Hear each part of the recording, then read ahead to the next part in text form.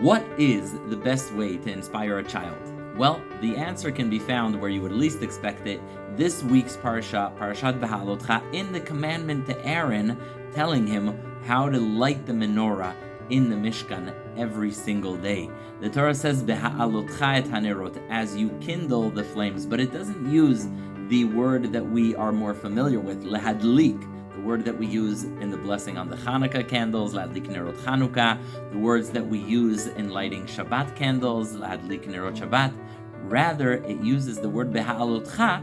Lemala means up, when you bring up the candles. So why does the Torah use this term, and why doesn't it say ha'al as a command? Aharon, you should light the candles. It says, as you kindle it. And the Talmud, cited by Rashi here, says, Shetehei shalhevet olam eleha. Aharon must light the candles in a way that is not too close but not too far, not too much but not too little. Meaning, he takes the candle he's using to kindle the menorah, he puts it on the wick that he is igniting, he holds it there for long enough just for the wick to catch fire, and then removes the candle that he's holding so that he knows and is guaranteed that the flame caught onto the wick, but he doesn't keep his fire there for it to rise up. He moves his candle back so that the flame goes up on its own. You ever see that? You're lighting a candle, you put the candle that you're using to light it there, you move it back, and then the flame goes up on its own.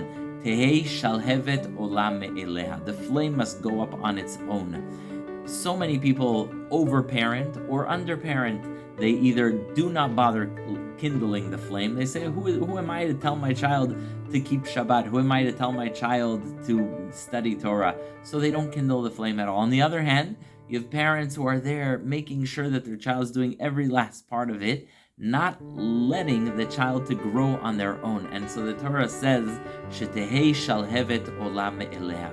You must make sure that you are kindling the flame so that it goes up, just like you want your children and your students to rise up, and it has to do it on its own. Just give it exactly enough fire to go on its own, and then watch that flame rise up and burn bright.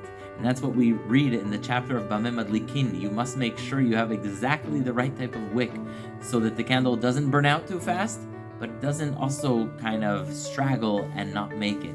That's the powerful lesson of Parshat Behaalotcha, and making sure our children get an education that ignites with them a flame that can burn on its own. Shabbat Shalom.